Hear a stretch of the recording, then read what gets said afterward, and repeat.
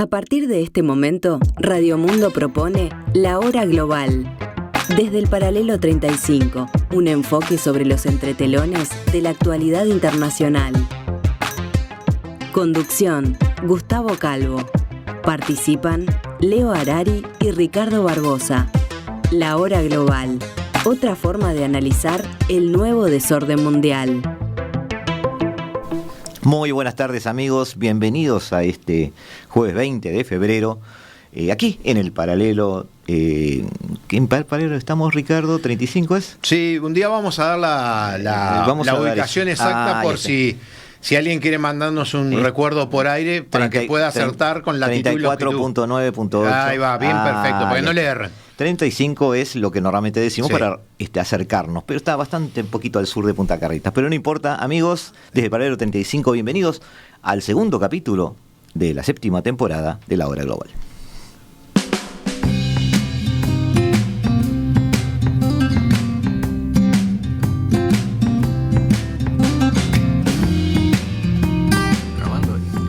Hay en estos días, no a nivel global, pero sí en nuestro país en particular, alguna preocupación por una realidad que todos vemos como realidad paralela, los que estamos analizando las idas y vueltas de este desorden mundial.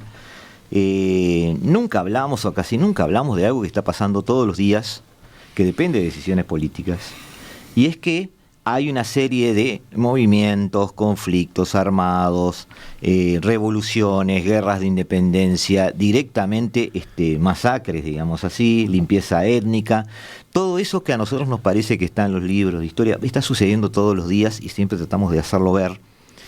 Y también es cierto que en muchas de esas realidades están presentes no solo los protagonistas sobre el terreno, sino que hemos visto, porque nos ha tocado de cerca en este último mes este tema, están también algunos extraños a los problemas, pero que están allí con la misión de o lograr la paz, o lograr un cierto orden que logre que algunas colectividades puedan sobrevivir, o lograr que por lo menos se dé alguna normalidad en países donde la anormalidad es la regla. Hablamos de los cascos azules, de las misiones de paz, de las Naciones Unidas. Y en ese sentido ha habido muchas entrevistas, muchos acercamientos al tema, muchas aproximaciones a los conceptos. Nosotros quisimos traer hoy a el teniente coronel retirado Carlos Polcaro, que ha escrito un libro con un nombre extraño que nosotros después ya le vamos a preguntar qué significa, porque es, Ricardo, alguien que está en este tema, porque queremos también hacerle notar a la gente que estas cosas siguen sucediendo de una vez por todas. Queremos también hundir el cuchillo en esto. Buenas tardes, feliz año nuevo para todos, porque es mi primer programa. Es tu primer programa en este año. Saludos para la gente que está atrás del vidrio, que gracias a ellos podemos salir. Y como bien dijiste, Gustavo, lamentablemente, por una desgracia, que fue el fallecimiento de un efectivo del Ejército Nacional y 10 heridos más, trajo a tapete un montón de cosas que para los que estamos en estas temáticas es nuestro mundo paralelo desde hace muchas décadas, que ocurre normalmente en el mundo, que de repente acá no le prestamos mucha atención, y como se dice, nadie es profeta en su tierra, y hay muchos uruguayos que han hecho muchas cosas y que son profetas fuera de su tierra, y hoy tenemos la oportunidad de tener un camarada y amigo, Carlos Polcaro, teniente coronel retirado, egresado del año 78 del Ejército Nacional. También tiene estudios de maestría en logística y administración que después va a aplicar y va a ampliar en Naciones Unidas.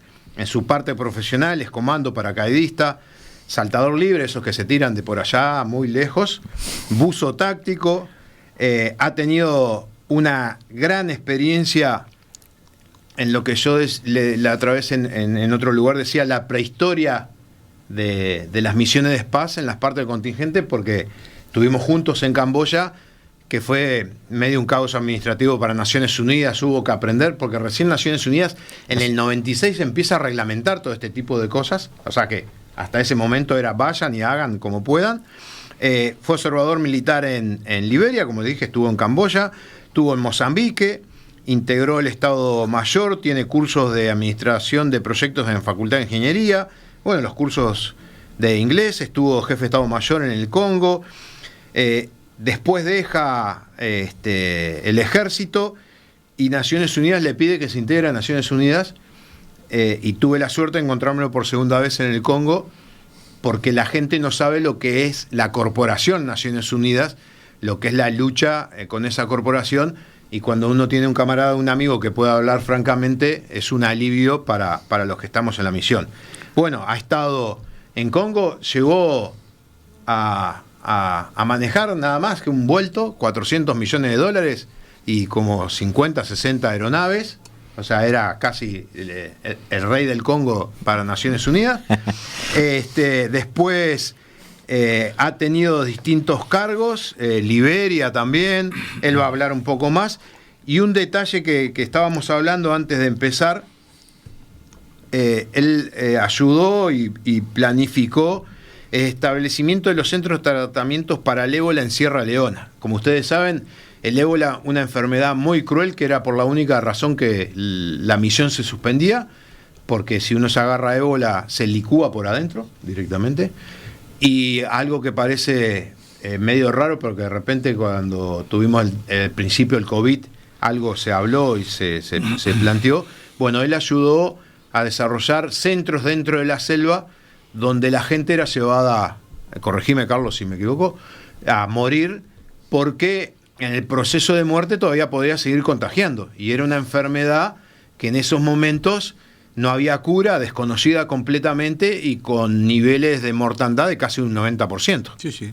Entonces, agradecemos la visita y apuramos nuestra agenda porque este señor, que como digo no es profeta en su tierra, desde hace un tiempo vive en el Líbano con su señora, que también trabaja para Naciones Unidas, y ha sido espectador de determinados eventos que hablamos acá, que ocurrieron en el Líbano, y a partir del 27 va a volver a respirar el aire del Mediterráneo, entre los gritos de Hezbollah, el nuevo ejército y el nuevo presidente del Líbano, que vamos a hablar algo, y las probabilidades de las cosas que pueden pasar, que son las que nos interesan a nosotros. Bueno, desde la comodidad del otoño de Montevideo, entonces, Carlos, le damos la bienvenida. Bienvenido a Radio Mundo. Utaviti, ¿se dice así? Utaviti, sí. Utaviti. ¿Qué significa Utaviti? Bueno, más que nada, primero que nada, muchísimas gracias por este tiempo, por la entrevista y por ustedes y la gente que está atrás y todos los que nos están escuchando. Utaviti quiere decir resiliencia en el idioma suajili, que es el idioma más hablado en todo el este del África. En el este del Congo, en Uganda, en Tanzania, en Zambia, en casi todo el este del África se habla suajili, y en el Congo particularmente, en esa zona. Y Utaviti quiere decir resiliencia en suajili. Fue la palabra que entendí que era lo más adecuado para decir un poco, transmitir todos los años que por suerte estuve en misiones de paz. En el Congo estuve al final de todo 14 años, y por suerte estoy acá para contarlo. O sea que gracias a Dios y a la resiliencia, después de tantos años de estar por ahí, y seguiremos trotando el mundo en lo posible. Carlos, Sinaí, Camboya, Liberia, Mozambique, el Congo, dentro del Congo, Kinshasa, Mambaka, Bukavu, Bunia, no sé si los dije bien, además Eritrea, Costa de Marfil y la experiencia de Sierra Leona. Particularmente yo estuve 3 años en Goma. Ajá. Donde ahora pasa todo lo que pasa, desde el 2008 al 2011. Ahí está. Y ahí, cuando atacó en Kunda, que fue un general congoleño, que al final un poco lo aplacaron, pero también se vivió una situación muy parecida a esta. Por suerte en ese momento no murió ningún soldado uruguayo. Estaba Uruguay ya ahí, recién desplegado el batallón Uruguay en el 2008. Y Goma ha tenido eso, y también tuvo en el 2002, que yo estuve, una erupción volcánica, y tuvo otra en el 2022. Claro. O sea que es una ciudad que dicen es una de las ciudades más peligrosas del mundo, la ciudad de Goma. ¿Por qué? Porque Goma tiene un lago, que es el lago Kivu, que supuestamente tiene alrededor de 350 a 400 metros de profundidad. Y en ese lago hay una bolsa de gas natural. Claro. Entonces, cuando el volcán hace erupción, la lava corre hacia el lago. Y aparentemente en el 2002, cuando nosotros estábamos allá, la lava se enfría solamente a 10 metros antes de llegar a tocar esa bolsa de gas. Dicen que científicamente, si toca la bolsa de gas, no queda nada. O sea que tenemos una bomba siempre allí a punto a centímetros de explotar. Un pequeño paréntesis para que puedan mandar un saludo, porque si no después me olvido, al capitán de corbeta Nicolás Sazareto, que se encuentra en Goma, que termina ahora en marzo. Estaba como la gente del batallón a punto de irse, cuando le pasó la hora por arriba. Sé que están bien, le mando saludos a él, a los observadores, y obviamente le mandamos saludos al batallón que está allá esperando para irse, como lo hemos vivido un montón de veces, que con las valijas prontas se suspendía y dentro de 3-4 meses nos avisaban que recién nos podíamos ir. Carlos, ¿por qué escribir un libro? ¿En quién quiere influenciar? ¿En la gente? ¿En integrantes de misiones de paz? ¿En gobernantes? ¿En futuros integrantes de misiones de paz? ¿Qué pensó cuando escribía el libro? Bueno, en principio creo que son importantes las lecciones aprendidas, que muchas veces la gente no las escucha, no las chequea, no las estudia, ni mucho menos. En otro aspecto es una biografía de vida que le dejo a mis hijas, a mis nietas, a mis hijos en general, y a todos los integrantes con los cuales estuve yo, y que seguiré estando por suerte por algún tiempo más en misiones de paz. Una enseñanza, si se quiere, no desde el punto de vista de que yo sé más, pero sí como digo, de una lección aprendida. Y a los gobernantes, por supuesto, más que nada a los uruguayos y también a los de Naciones Unidas, porque el libro es crítico con los dirigentes de Naciones Unidas, y es crítico también con el Estado uruguayo por aquello de que, de la falta de políticas de Estado de largo plazo, que muchas veces llevan a tomar decisiones apresuradas o simplemente no tener el apoyo que es necesario tener porque no se sabe. Creo que es más bien una cuestión de desconocimiento. Entonces me gustaría que la gente lo leyera para abrir un poco los ojos desde otro ángulo. Ahí está. Ahora, usted sigue ahora siendo itinerante de alguna manera, ahora va hasta el Líbano, pero ¿qué queda de aquel Carlos de 1990? Es decir, ¿ha habido un cambio? ¿Lo ha cambiado todo esto? ¿Para bien? ¿Para mal?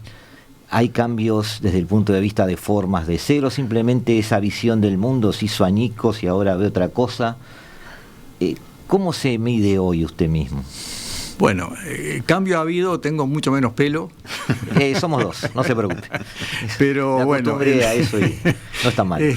Yo creo que ha habido un cambio positivo. O sea, cuando se le critica a las Naciones Unidas, yo estuve en el Sinaí en la misión Multinational Force and Observers, que no es Naciones Unidas, pero que es algo que ha mantenido la paz entre Egipto e Israel desde el año 80. O sea que no es menor, y más que nada en la situación en la cual está hoy.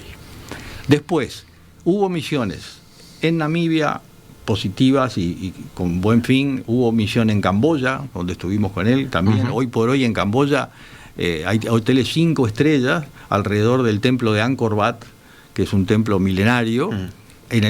Cuando nosotros llegamos había pasto de 1 metro, 2 metros de alto, con todo rodeado de minas antipersonal. En la misión de Mozambique también, en mi opinión, ha sido un éxito. Habrá algunos problemitas hoy por hoy, pero... Sí, pero con Estado Islámico, más que nada, no con los viejos contendientes. Después, en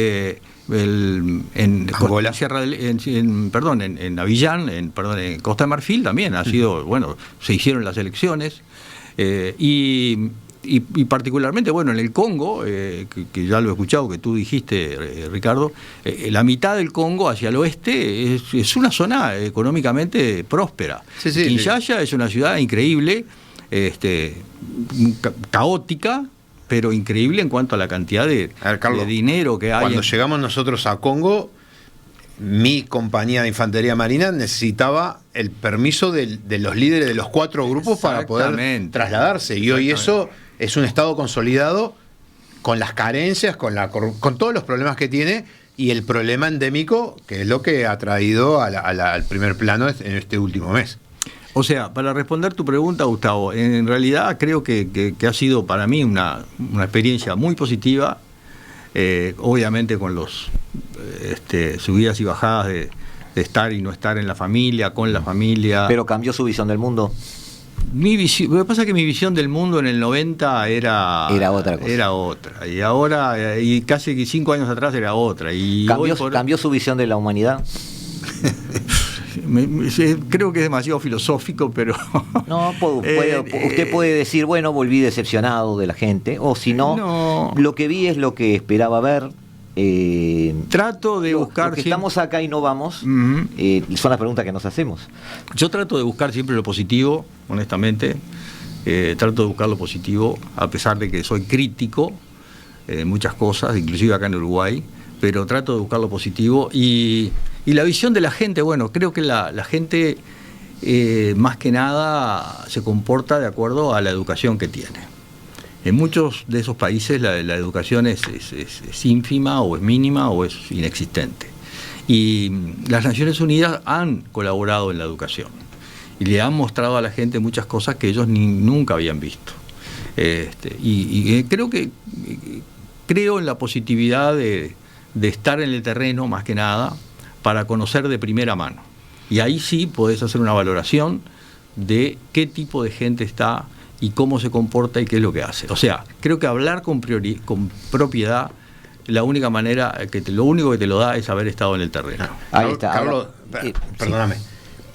Nosotros empezamos las misiones de paz con una realidad que no existía, que era el tema de Estado Islámico. Eran problemas políticos, regionales, tribales, locales, que se solucionaban con líderes políticos. Muy originales del lugar. De cada lugar, y Uruguay, como muchas veces lo he dicho, al ser neutral, no tener intereses, podía llegar a negociar.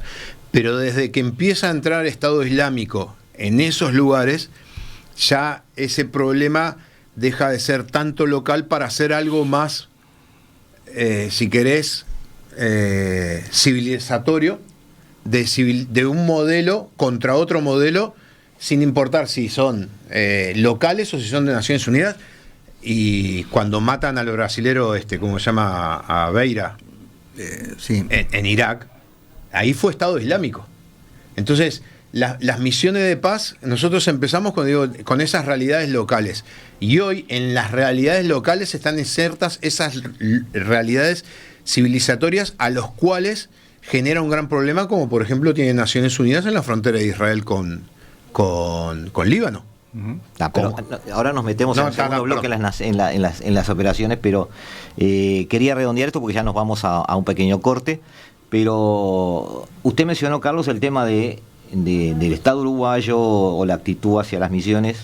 En el prólogo del libro se habla de que las Fuerzas Armadas uruguayas han tenido una labor preponderante en la historia de las Naciones Unidas, considerando el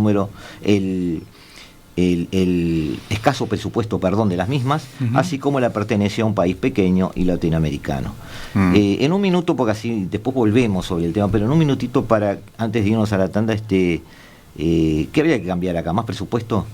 ¿Prestarle más atención? ¿Tener más cercanía con el que está en la misión? Deme una pista. Todo eso que usted dijo, más presupuesto, el presupuesto obviamente bien dirigido, más educación, que el Estado, que aquellos que mandan conozcan a quienes están mandando, y más que nada es eso, es la educación de la gente, que sepan dónde están, cómo están, porque yo he visto, por ejemplo, en el 2004, yo recibí al presidente Jorge Valle en Kisangani, en el Congo, y después ahora sé que hace cuestión de 2 años o 3 fue el presidente de la calle Pou. Sí. Y bueno, en mi libro yo lo escribí, se sacaron la foto y quedó por eso. Claro.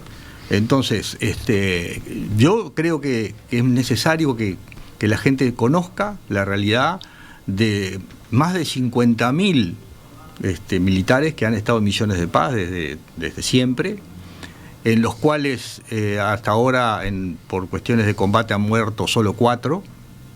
O sea, 1 ya es mucho, pero que un soldado que murió ya es muchísimo, pero hasta ahora han muerto solo 4.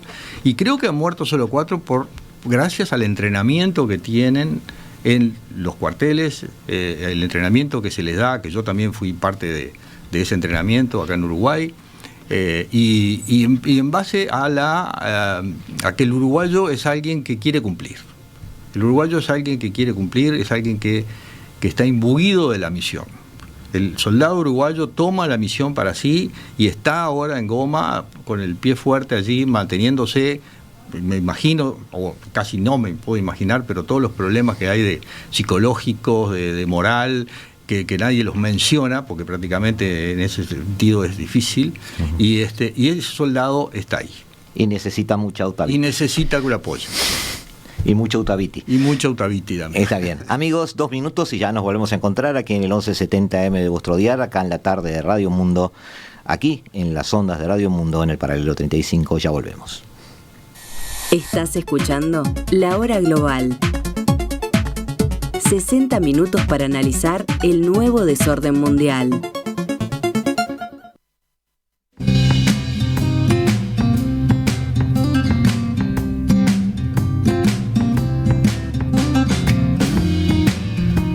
Horas 24 minutos, amigos, aquí en la tarde de Radio Mundo en el 1170M de vuestro dial, aquí en este jueves 20 de febrero del año 2025, metiéndonos con las misiones de paz de Naciones Unidas, el Uruguay, un protagonista de lujo que nada más escribió un libro, que ya se los mostramos, se llama Utaviti, y que nos está contando parte de su experiencia, porque lamentablemente con un solo programa no daría, pero vamos a exprimirlo lo más que podamos. Carlos, hablaba usted de que no había, de hecho, una política de Estado, no había un apoyo gubernamental en el sentido de tomarse un poco más en serio esto. Capaz que estoy diciendo un atrevimiento con esto de tomárselo en serio, tampoco quiero traspasar líneas que no me corresponden. Pero usted en el prólogo del libro también dice, tanto en el caso de los comandantes, oficiales de Estado Mayor, como el despliegue de batallones, siempre hay un saldo positivo, ya sea en experiencia o en lo económico. Por los comentarios de todos los que han ido y sus familias, obviamente hay una mejora económica, hay una mejora profesional también, hay una mejora de la fuerza como cuerpo. En cuanto a esa experiencia, se capitaliza esa experiencia o queda como algo de una aventura personal donde le fue bien, se hizo unos dólares, vamos a decirlo así, y bien, y que pase el que sigue. Perdón que sea tan descarnado, pero se lo estoy diciendo como alguien totalmente ignorante de esto. Sí. Aterríceme. Bien. Primero que nada, hay una mejora profesional que uno no la puede aquilatar probablemente hasta que está capaz que 6 meses en la misión. Después de llegar ahí, se empieza a dar cuenta de todo lo que tiene que aprender, de todo lo que tiene que adaptar para poder estar y poder hacer.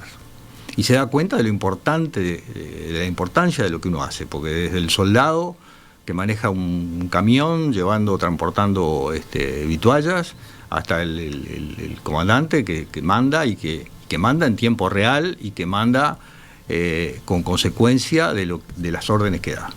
Entonces, primero diría yo que en el corto plazo uno se da cuenta de la mejora profesional. Hay una mejora económica, ni que hablar. Muchas veces cuando uno sale de acá, sale con esa mejora económica en la cabeza, no lo voy a decir que no. Y esa mejora económica, lo que quiero dejar claro, es que siempre vuelve al Uruguay, porque todo el dinero que han hecho, desde los generales o coronel que han estado y soldado, vuelve al Uruguay para comprar una casita, para mejorar un auto, para poner mejoras en la casa, un terreno, lo que sea. O sea, pagar deudas muchas veces. O pagar deudas muchas veces, sí señor. Entonces, ese dinero es un dinero que se reinvierte en la economía uruguaya. Ahora, lo profesional es lo más, creo yo, importante, que es lo que uno se va dando cuenta a medida que... Y muchos soldados van varias veces, soldados, oficiales, han ido varias veces a varias misiones, porque si se quiere es como un bichito que le pica a uno, ¿no? De decir, bueno, me siento en la misión, a pesar de todo lo que hay que dejar atrás, que hay que tenerlo en cuenta, en la misión me siento más útil, me siento mejor, me siento que estoy haciendo lo que me gusta hacer y estoy haciendo lo que fui entrenado para hacer. Claro, yo percibo en su relato y también percibo en el relato de algunas otras personas con las que he hablado, que hay esa noción de importancia en el sentido de decir que un simple grupo de soldados, que para aquí son un simple grupo de soldados, en determinados lugares del mundo son la diferencia entre la guerra y la paz, o son la diferencia entre que sucumba o no una aldea entera de repente, o que algún río pueda ser o no una frontera segura. Más allá de la anécdota del ébola que contaba Ricardo, digo, voy a algo más político, es decir, esa pequeña fuerza o mediana fuerza o gran fuerza, dependiendo de los números, puede significar la estabilidad en la región, más como decía Ricardo, con este nuevo giro que ha dado la situación geopolítica, donde hay presencias de grupos globalistas que ejercen de repente un cierto terror, una cierta acción armada a lo largo de todo el mundo, entonces aparecen salpicando lugares donde antes no estaban. Entonces, realmente, como dice usted, un soldado que maneja un camión, o un cabo, un sargento, no sé cuáles son los grados que van, pero de alguna manera se nota, eso es lo que se nota, que esa presencia... Gustavo, esa presencia... La gente que está ahí da gracias a que estemos acá. En las misiones, que es lo que está contando Carlos, tener el componente de que venís de Uruguay sin intereses, que te lo dicen, nos lo decían en Camboya, en Congo, en Haití es otra situación diferente. Ustedes no tienen intereses acá, con ustedes hablo. Pero después la idiosincrasia de nuestra gente no tiene la soberbia como pasó en Camboya cuando fue el ejército que ocupó la zona que tenía la Legión Francesa, que no la lograba pacificar. Y el ejército fue, se instaló y lo pacificó por ese trato que tenía de igual a igual con la población local, que lo hizo en Mozambique, Angola, en todos los lugares. Entonces, ese plus que de repente para nosotros es lo cotidiano, a nivel mundial, en muchos ejércitos no se da, porque vos tenés todo el mundo musulmán que está separado. Tenés todo el mundo occidental que viene con una soberbia, y ves en los uruguayos que lo que permite es lo que estaba contando Carlos, de ir, de poder hablar, de ir con el camión, de salir con la patrulla. Yo te voy a corregir con tu anuencia. Sí, por Cuando supuesto. Tú dijiste entre guerra y paz. Bueno, en el Congo, en este momento, en el este del Congo, no es guerra y paz. ¿Es guerra o es me salvo para mañana 24 horas? Sí. O sea, el congolés que está a la buena de Dios y se acuesta a dormir y pasa una noche durmiendo al lado de un contingente uruguayo o adentro del contingente uruguayo, si puede, sabe que va a amanecer al otro día.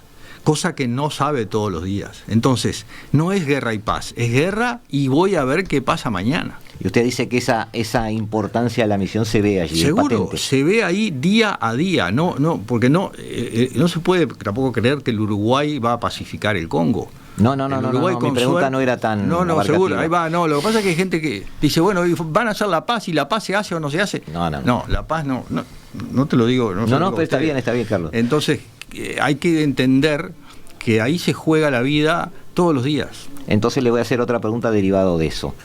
Entonces, ¿cómo reciben los gobiernos locales esas misiones de paz? Muchas veces, supongo que habrá diferentes casos. Muchas veces supongo yo, y ahora sigo adivinando, y usted me bajará a tierra si le erro, muchas veces como una intromisión, a veces bienvenidos, a veces como moneda de cambio en negociación con algún vecino con el que se está haciendo la guerra, no lo sé. No, lamentablemente... Deme pistas de eso. Sí, lamentablemente al principio se ve a Naciones Unidas como los dioses. Llegaron en un helicóptero, en un avión blanco, y empiezan a desparramar vehículos y carpas y todo lo demás, y creen que le van a solucionar la vida a todo el mundo, y creen que le van a dar plata mañana y que le van a dar comida. Bueno, esa no es la misión de Naciones Unidas. Entonces, ¿qué pasa?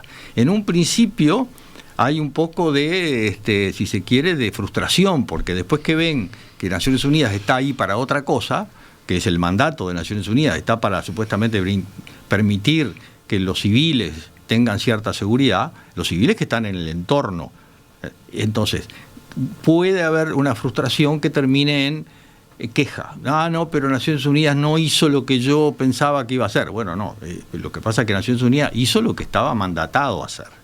Y después de un tiempo se dan cuenta del valor de las Naciones Unidas, porque ha pasado de que de que, como pasa en el Congo en este momento, en algunos lugares, se dan cuenta que después que le pidieron a Naciones Unidas que se fuera de determinados lugares, ese lugar cayó en un caos. Entonces, cuando estaba Naciones Unidas era malo, sí, supuestamente, pero no era tan malo. Claro. Ahí está esa dicotomía, ¿no?, que se juega un poco de que qué tanto me sirve Naciones Unidas. Bueno, obviamente que le sirve, por eso que te digo, porque muchos de los congoleses saben que pueden ver la luz el día siguiente, y si no están Naciones Unidas, no sé si no los matan. Y muchas veces hay un problema de fondo que persiste aunque se vaya la misión. Es que, seguro, porque vamos a entendernos que ahí son todas tribus que se pelean por el coltan, el oro y los diamantes.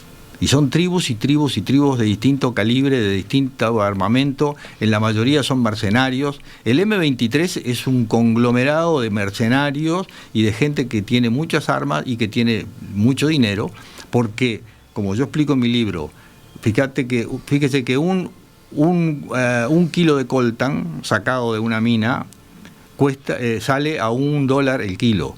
Y en esas minas trabajan hombres congoleses que trabajan a 6, 7, 8 metros de profundidad, mueren varios por día, enfermedades, en condiciones infrahumanas, a $1 el kilo. Ese mismo coltan se vende en Silicon Valley a $400 el kilo. Claro. Entonces, ¿quién es que permite que ese coltan salga de ahí? No es el Congo, es Ruanda o es Uganda. Entonces, el coltan, los diamantes, que además provee las armas. Seguro, lógico, claro. Porque Ruanda y Uganda se quieren quedar con el este del Congo. Porque no hay control, porque no hay fuerzas armadas. Es como que si acá mañana las fuerzas armadas uruguayas fueran muy débiles, y los brasileros no van a demorar mucho rato en quedarse con Artigas, Rivera y Cerro Largo. Claro. Porque están ahí al lado, porque ya de por sí hay una frontera seca, porque toda esta frontera, ¿no?, con estos países es frontera seca. Entonces, ¿qué pasa? Todo ese avasallamiento es por una razón. ¿La razón cuál es? Son los minerales, que son ricos en el Congo y no así en Ruanda, que Ruanda es el primer exportador de diamante y Ruanda no tiene diamante. Lo que pasa es que Ruanda está apoyado por Estados Unidos. Todo maravilloso con las misiones, pero vamos a buscar otra pata de la mesa. Usted escribe: muchas misiones de paz han sido exitosas, otras no. Los entretelones políticos siempre han jugado un rol. Todos los secretarios generales han valorado a sus empleados como importantes activos, pero a la hora de apoyarlos en el terreno, la realidad es distinta. O sea, las Naciones Unidas también puede ser parte del problema. Correcto. Las Naciones Unidas muchas veces no, y ya le digo, por la falta de conocimiento del terreno. Porque muchas de las decisiones se toman en Nueva York, en oficinas como esta, con aire acondicionado. Con el problema de que si las pilas del aire acondicionado andan. Entonces, el mayor problema del día. Claro. Cuando yo estuve secuestrado o demorado, por decirlo de alguna manera, porque no estuve secuestrado porque me iban a matar, pero sí demorado en Mozambique durante 3 días y 2 noches, en un momento, en el segundo día, mandan a alguien a hacer una negociación. Y la persona que venía a hacer la negociación no tenía la más mínima idea de lo que se estaba manejando, ni dónde estábamos, ni cómo estaba, ni quién era yo, mucho menos. Yo era el líder de un grupo de 5 hombres y una mujer, que habíamos ido a recibir supuestamente armas que la iban a entregar la Revolución Nacional Mozambicana, la RENAMO, iba a entregar las armas, pero cuando llegamos dijeron: no, nosotros ¿dónde está la plata? ¿Dónde está la comida? ¿Y dónde está la ropa? No, yo no le traigo ni plata, ni comida, ni ropa. Acá lo que venimos, de acuerdo a lo que dijeron, venimos no. Y ustedes, bueno, nosotros nos vamos. No se van nada. Y ahí empezó el periplo de 3 días de negociaciones, con una negociación entre medio totalmente infructuosa, que hasta fue negativa, que vino una persona en un helicóptero, cuando yo decía que no había helicópteros para traer las cosas, y el señor vino de saco y corbata a querer negociar en el medio de la selva. O sea, una absoluta falta de noción de lo que estaba sucediendo. Una descoordinación. Seguro, organizada. Al pobre hombre lo mandaron sin conocimiento de lo que estaba sucediendo. Sí. Ese es un tema, porque yo le voy a leer un pasaje muy cortito pero me impresionó cómo terminó la frase. Dice acá: todo el mundo, hombres, mujeres y niños, se lanzaron sobre lo que caía para tomar lo que podían. Estamos hablando de aeronaves que tiraban comida. Una aeronave. Su tez oscura, teñida de blanco, era causa de hilarantes gritos y festejos en medio de un pandemonium monumental producido por 2 helicópteros con sus rotores prendidos, un ruido ensordecedor y cientos de personas corriendo y gritando alrededor. Era imposible controlar aquella vorágine, humana desesperada, que en realidad solo estaba tomando lo que le correspondía si se hubieran hecho bien las coordinaciones y dado las órdenes correctamente. Esto no estaba previsto y menos planificado, pero supimos aprovechar la oportunidad en un momento. Pensé en quedarme y negociar la entrega de las armas, pero imaginé que después de aquello la relación sería aún peor. El resto del equipo ya corría hacia nuestra aeronave con la intención de partir rápidamente. Nos encomendamos a Dios para que no nos dispararan. Deberíamos haber llevado chalecos antibalas y sentarnos sobre ellos. Cuando aterrizamos en Beira, comprobamos que ambos helicópteros tenían orificios de bala en el fuselaje, que de milagro no habían alcanzado a nadie, ni tampoco alguna parte vital del aparato. Al día siguiente hicimos el reporte correspondiente y por supuesto no faltó alguno que con el diario del lunes hubiera hecho mejor las cosas. De todos modos, son lecciones aprendidas. Había ese grado, no voy a decir de improvisación, pero de cosas que aparecen, hay que resolverlas. Sí, eso era permanente. Permanente, pero en las misiones de Naciones Unidas es permanente. Una pequeña todos los días. Lo que cuenta Carlos en el libro ahí es una mala formación que tuvimos en Camboya, porque en Camboya, cuando volábamos en los helicópteros y llegábamos a los aeropuertos, el entorno tenía por hobby disparar a los helicópteros. Entonces el casco se ponía abajo, el chaleco arriba y nos sentábamos arriba. Ahora, para evitar que viniera la bala de abajo. Sí. Ahora, la pregunta en sí, o sea, el desafío está siempre. Esa era la pregunta. Siempre. El desafío está todos los días. Iba a haber imprevistos. Siempre hay imprevistos. En las misiones de paz siempre hay imprevistos. O sea, desde, por ejemplo, por más tranquila que esté la situación en Costa de Marfil, estamos planificando las elecciones. Y vienen los que están a cargo de la elección y me dicen, no, pero yo no sé si van a estar los ballot boxes, como las cajas con las boletas de votación, no sé si van a estar prontas para tal día. Digo, señor, escúcheme, si no están prontas para ese día, yo no las puedo transportar y ustedes dependen de mí que yo las transporte. O sea, o ustedes las tienen ese día prontas o yo no las puedo transportar. Y si yo no las puedo transportar, no van a tener elecciones.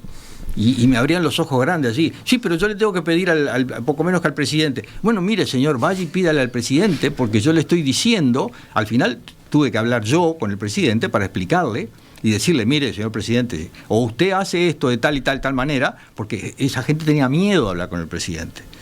Y el presidente no sabía bien lo que estaba sucediendo. Y me dice, bueno, muchas gracias por hacérmelo notar. Sí, y ya daba la orden de que se imprimieran. O sea, la improvisación, el desafío es permanente. Y es una de las cosas que yo extraño ahora que estoy jubilado. Y la respuesta a esos desafíos, como dice usted, es esa mezcla entre la formación que se trae acá, pero todo lo que se aprende además, y que uno se da cuenta que hay que aprender sobre el terreno. Sí, sí. Así funciona. Así funciona. Sí, funciona así. A medida que uno va viviendo la misión, se va dando cuenta, y cada misión tiene sus particularidades, ¿no? Los invito a esperar 2 minutitos más, hacemos un pequeño corte y nos reencontramos con los oyentes de Radio Mundo, aquí en la tarde de Radio Mundo 1170M, vuestro dial, aquí en La Hora Global. Ya volvemos. La Hora Global. Una mirada al nuevo desorden mundial.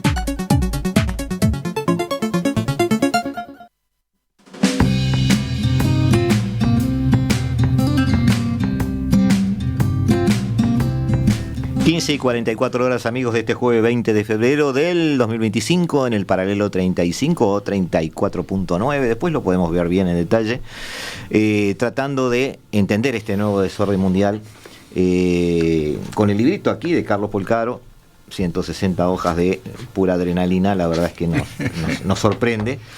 No sabíamos que pasaba tanto y todo lo que puede haber quedado fuera del libro. Carlos, usted ahora va al Líbano. Ajá. Está yendo a un lugar complicado. Sí. Es un lugar donde hay un conflicto armado o varios conflictos armados simultáneos, vamos a decirlo así.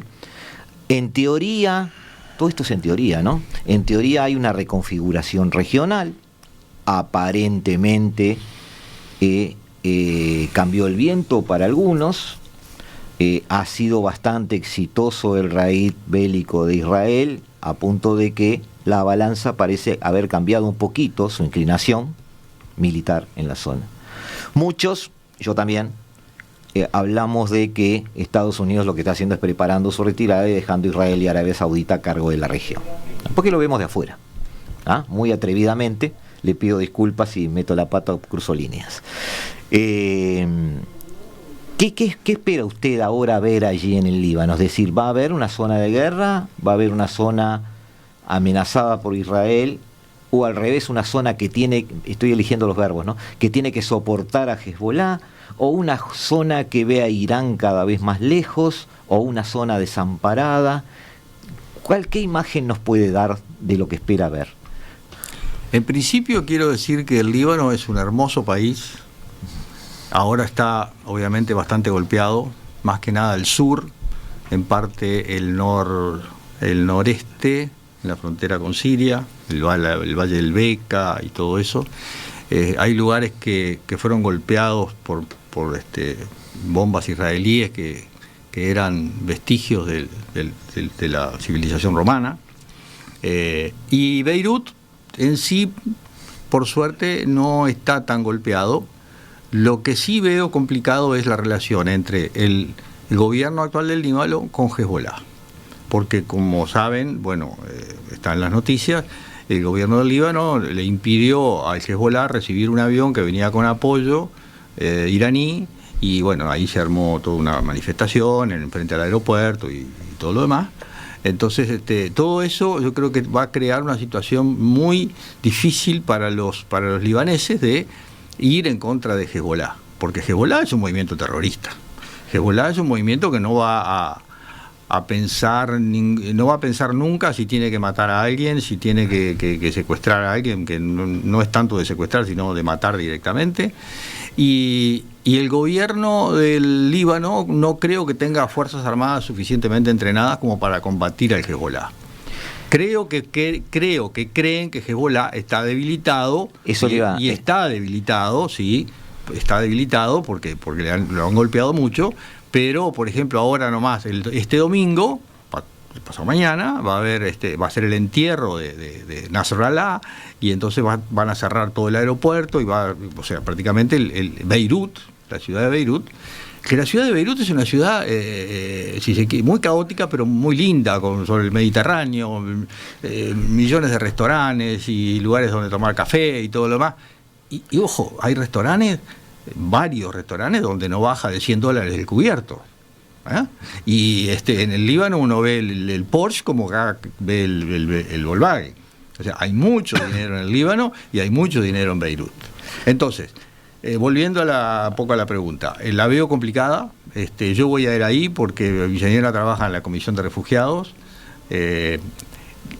Con respecto al tema sirio, hay otro problema porque... Iba a decir eso, la ecuación que estamos manejando desde lejos acá es que cayó Siria, de alguna forma Hezbollah ahora queda más lejos de Irán, o sin una comunicación directa, y debería haber un Hezbollah más débil. Usted dice que no es tan así. No, yo no me... ¿O le parece que no puede ser tan así? No, o sea, comparado con cómo es y la experiencia que creo que tiene el ejército del Líbano, creo que todavía en la PRC, que le llamamos nosotros la potencia relativa de combate, es todavía superior la del Hezbollah. No sé. Ahora, en el Líbano hay 2 millones de sirios todavía. El Líbano es un país que es como Tacuarembó, y tiene 6 millones de habitantes y hay 2 millones de sirios. Claro. Están ahí refugiados de los que salieron corriendo de Alepo. Ahora, lo que yo le decía era que mi función en el Líbano va a ser un poco, yo soy consultante de Naciones Unidas, pero más que nada yo estoy ahí porque está mi señora y ella trabaja en la Comisión de Refugiados de acuerdo. Y quiero dejar acá y hacer un énfasis que en todas las misiones de paz, y creo que se ha dejado un poco de lado, se ha tratado de mejorar, pero se necesita mucho más cuidado sobre la salud mental.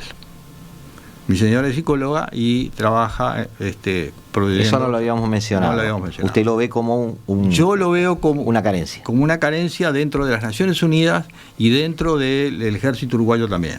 La salud mental para toda esa gente que pasa por esas situaciones de estrés permanentemente es importante. Y sería mucho más importante si se tomara mucho más cuidado, si se le diera más importancia. Yo sé que acá en Uruguay se ha tratado últimamente, ¿no? Hay muchas políticas que apuntan a eso, pero falta concreción y falta efectividad. 2 preguntas finales y Sí. lo dejamos ir. ¿Qué faltó decir sobre el libro? Sobre el libro, que la gente lo lea. No, que no nos dimos cuenta de preguntarle, por ejemplo. Pues básicamente creo que las preguntas fueron importantes. De repente me retrotraigo a la primer misión de Uruguay como contingente, que fue en Camboya, que cuando estábamos en el aeropuerto vinieron y nos dijeron: bueno, señores, ustedes van para Camboya mañana, y ayer me llegó un fax, nos dijo el comandante en jefe, nosotros éramos 18 integrantes que íbamos en la avanzada, llegó un fax diciendo que podía haber un 10% de bajas. Entonces, que si en total íbamos a haber 800 uruguayos y morían 80, estaba dentro de las probabilidades. Por suerte, murió uno solo por causa, digamos, de ataque en Camboya. Murió un solo soldado que iba en un convoy. Así que bueno, el libro y las misiones de paz en el ejército siguen siendo algo positivo, no solamente el ejército, las Fuerzas Armadas como todo, porque quiero también agradecer a la Armada Nacional y a la Fuerza Aérea toda la labor que han desempeñado en el Congo, que ha sido muy importante. En el Congo, nada más y nada menos que se abrió el río Congo. O sea, con la Armada abrimos el río Congo. El río Congo es una de las principales vías de comunicación. 10 años cerrados. Seguro. Y se abrió porque... ¿Por qué? Porque un río cerrado, ¿cómo se le ocurre? No, un río cerrado estaba cerrado porque estaba bloqueado por bandas fascinerosas, por bandas de bandidos que bloqueaban, y usted pasaba con una embarcación y le confiscaban la mitad de la embarcación. Entonces se abrió el Uruguay, porque fue el Uruguay el que abrió el río Congo. Te voy a dar un detalle que es poco conocido. El Uruguay participó con la Armada en las únicas 3 misiones de contingentes militares de Naciones Unidas que se abrió componentes navales: Camboya, Congo y Haití. Y eso, por la falta política de Estado, no lo supimos aprovechar.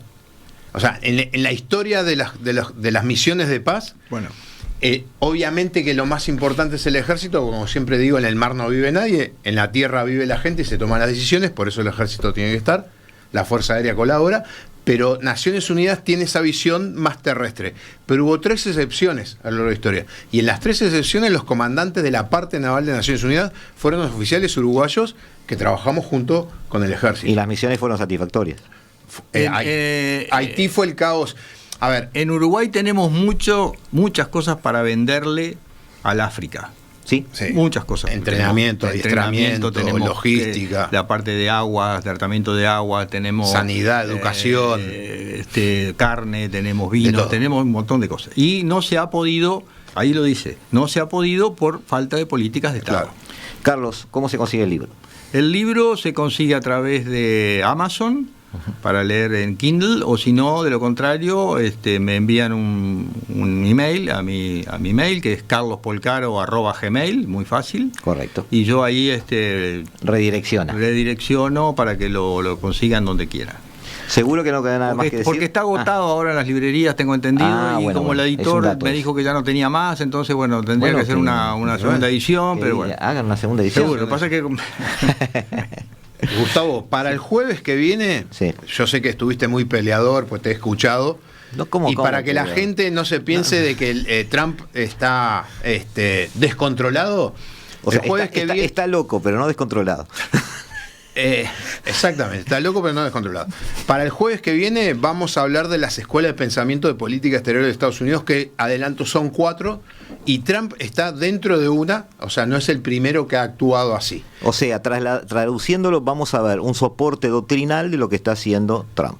Que no es, o sea, en una palabra. Que no lo es Donald Trump, no estamos hablando del equipo que maneja. Claro, porque no es casualidad de que hable Trump, hable Vance y hable el secretario de Estado, todos con el mismo discurso en tres lugares totalmente diferentes. Eso se nota, es correcto. Jueves que viene vamos a tratar ese Perfecto, tema. ¿se sintió bien, Carlos? Perfecto, muchísimas gracias, muy amable. Capaz que hacemos de repente una conversación desde el Líbano en algún momento, donde no caigan bombas, usted me avisa y nosotros lo llamamos. No, pero si caen las bombas y estoy en un lugar seguro. Pero usted está acostumbrado a las bombas ya. No, que voy a estar acostumbrado.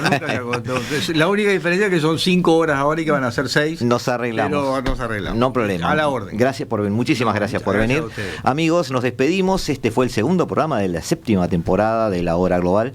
Nos volvemos a ver como cada jueves cada martes y cada jueves, digamos bien las cosas, a las 15 horas aquí en el 1170M de vuestro dial, y que viva la radio, y nos volvemos a ver.